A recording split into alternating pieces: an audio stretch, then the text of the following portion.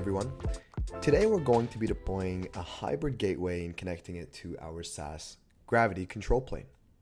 Now, a hybrid gateway is simply a self-hosted gateway that's reverse proxying traffic through Gravitee to our upstream APIs. Now, the benefit of using a hybrid gateway, of course, is more flexibility in defining our architecture, and then also giving us the power of choosing specifically where and how we deploy our gateways. We are completely in charge of these self-hosted gateways. Now, the beauty of a hybrid deployment is, of course, the rest of the infrastructure is still managed by Gravitee. So as you can see in this diagram here, we have all of the components in our control plane that are managed by the Gravitee SaaS. And on the bottom side here is everything that we call the data plane. Now, the data plane consists of one or more gateways, an instance of Redis or some ephemeral cache for our rate limiting, and then we also have Logstash. Now, Logstash is simply going to be a utility that collects logs from the Gravitee hybrid gateway and then also pushes them to our Gravitee provided control plane, specifically an S3 bucket in the control plane. Now, in this video, in just a couple of minutes, I'm going to walk you through exactly how to deploy your hybrid or self-hosted gateways. And then we'll actually reverse proxy to an API through that hybrid gateway, and we'll make sure it's all working. So without further ado, let's just go ahead and get started. So without further ado, let's go ahead and jump right into it. Now, today I'm going to be following this documentation that's put together on the Gravitee website. If you just go to the Gravitee website, click on install Gravitee API management, and then you'll want to click on install with a hybrid deployment. Now, because we're following the Docker deployment today, we're going to make sure that we're selecting the Docker YAML files, which will give us a specific deployment for what we want. Now, you'll find that a lot of the YAML files that we're using here are almost able to be taken at face value. There's not much configuration changes that you need to do here. And specifically, I'll walk you through exactly what we care about. So if I open up my license directory, this is a directory that I created locally on my MacBook. And this is what's going to allow me to just do a simple Docker compose up. Now within this directory, I have a .license file and a .license directory. And this .license file specifically is going to be located in my directory so that my gateway can load that license file on its file system. So all I'm doing is simply mapping, or mounting rather, this license folder to my gateway volume. And if we close that up, I also have a configuration folder containing my Logstash configuration. And simply enough, this is just going to allow me to configure what my ETL pipeline looks like with Logstash. And then I'm also telling Logstash exactly where to load all of those metrics that I'm uploading from the gateway. And so in this case, whenever we want to connect a hybrid gateway to Gravitee, we're going to be using a Gravitee managed S3 bucket. And so the configuration details for your access key ID, as well as your access secret, your region, and your bucket is all going to be located in the information that was given to you at the same time that you received your license key. If you cannot find that information, feel free to reach out to any one of our experts and we will be able to help you.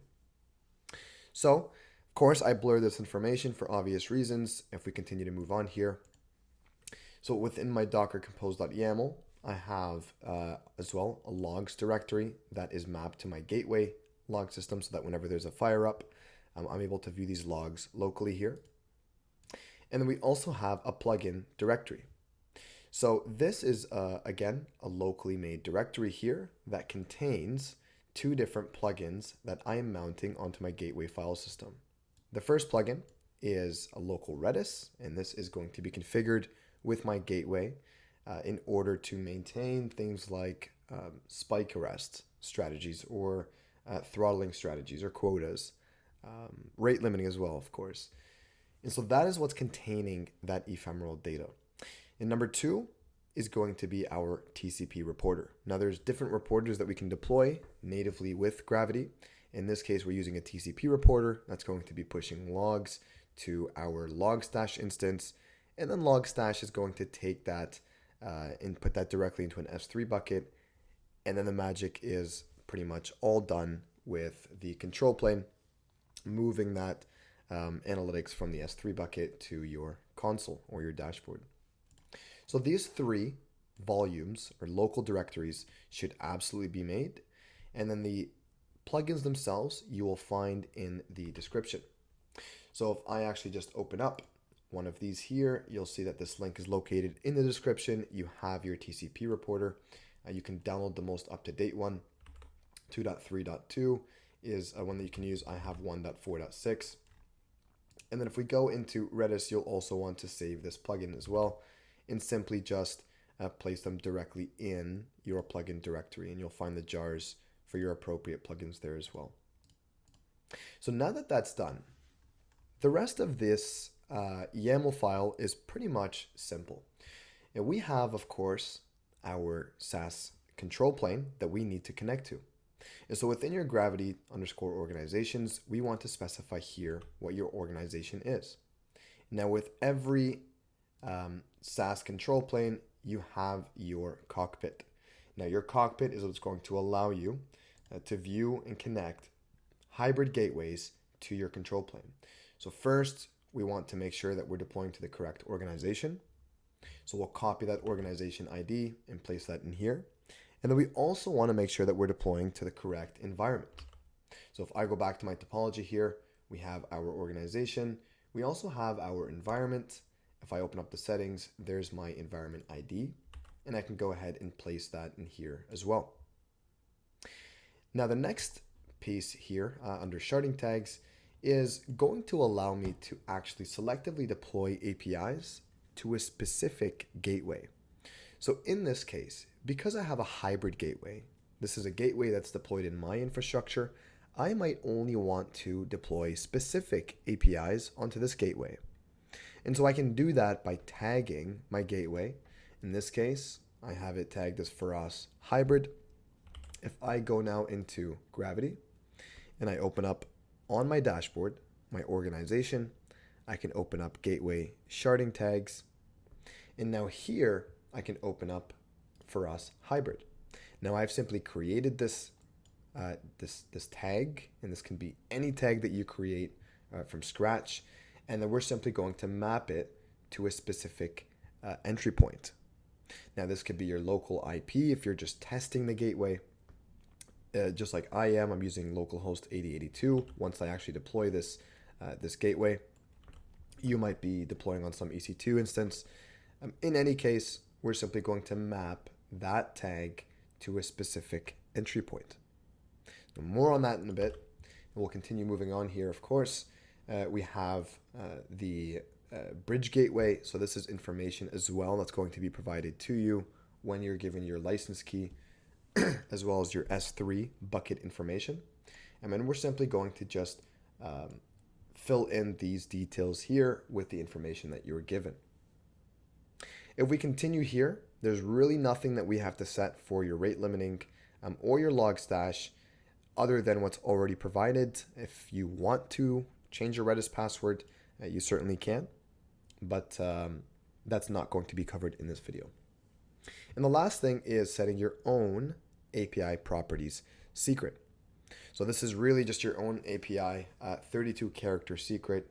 You can use the one that I have here, or you can simply create your own. Just make sure that that is 32 characters. Now the rest of this is very basic. Your Redis deployment, of course, if I just close my gateway deployment here, you have your Redis deployment. It's going to be deployed on 6379 in terms of our port. We have our Redis password here as well. I can close this out. And then we also have our Logstash instance. So we will be deploying this instance of Logstash on port 8379, which is exactly what we're telling our gateway in order for our gateway to be able to load Logstash and send metrics to it and then go through that analytics process. So that's it. As long as your directory looks somewhat similar to mine, the most important things are your license folder, your plugin folder, and then of course your docker compose.yaml. Now I have two more folders here. You can ignore these. This is simply just the individual Docker Compose for Logstash and Redis. You do not need these. They are already located in your main docker-compose YAML file. All right, so after I went in and populated some of my values, of course, my secrets, my bridge gateway information, my S3 bucket information, and then I connected everything in my YAML file, I'm now ready to go. So I will bring up my Postman here and show you that I do have an API that's created called hybrid rest/get. If I fire this off, it's not going to send any requests, meaning my hybrid gateway is down. So if I just jump back into my API real quick and I go into APIs, I can go down into hybrid rest. You can see that it started. Here's my entry point. It is simply hybrid rest, the same exact listen path that I'm putting here onto my localhost 8082. And yet this API is not working. So to confirm, let's just go ahead and do a Docker Compose. We'll do a Docker Compose up. Again, this is not my first time running it. So if this is your first time running it, I would do a Docker Compose up -d just to make sure that everything is correct the first time around.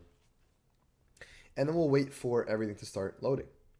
Now it looks like my Redis is ready to go. Logstash is currently being configured. If I open up my gateway here, my hybrid container, it looks like our Logstash is up.